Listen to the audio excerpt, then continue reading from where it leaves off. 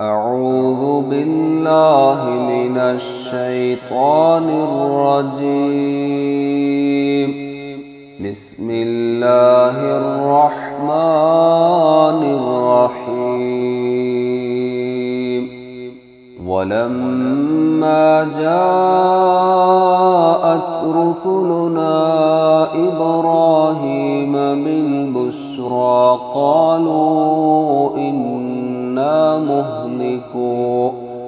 قالوا إنا مهلكو أهل هذه القرية إن أهلها كانوا ظالمين.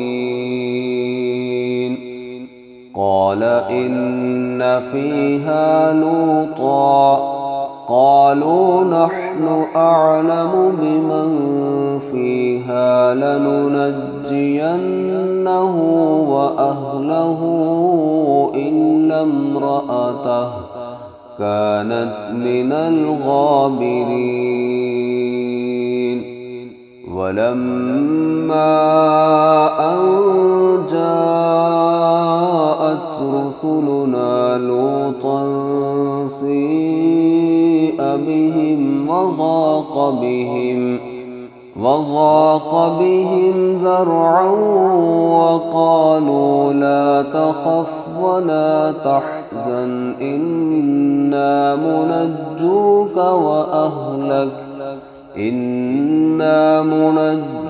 وأهلك إلا امرأتك كانت من الغابرين. إنا منزلون على أهل هذه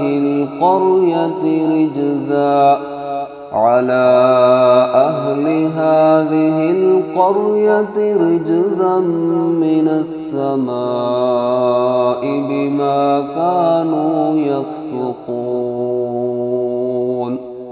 ولقد تركنا منها آية بينة لقوم يعقلون. وإلى مدين أخاهم شعيبا فقال يا قوم اعبدوا الله وارجوا اليوم الآخر ولا تعثوا في الأرض مفسدين. فكذبوه فأخذتهم الرجفة فأصبحوا في دارهم جاثمين. وعادا وثمود وقد تبين لكم من مساكنهم وزين لهم الشيطان أعمالهم فصدهم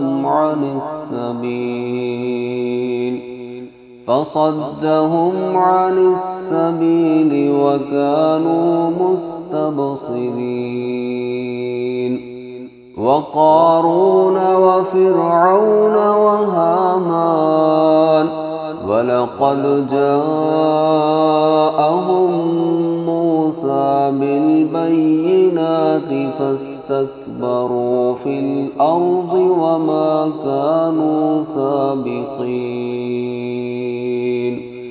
فكلا أخذنا بذنبه فمنهم من أرسلنا عليه حاصبا ومنهم من أخذته الصيحة ومنهم من خسفنا به الأرض ومنهم من أغرقنا وما كان الله ليظلمهم ولكن كانوا أنفسهم يظلمون. مثل الذين اتخذوا من دون الله أولياء كمثل العنكبوت اتخذت بيتا وإن أوهن البيوت لبيت العنكبوت لو كانوا يعلمون إن الله يعلم ما يدعون من دونه من شيء وهو العزيز الحكيم وتلك الأمثال نضربها للناس وما يعقلها إلا العالمون خلق الله السماوات والأرض بالحق إن في ذلك لآية للمؤمنين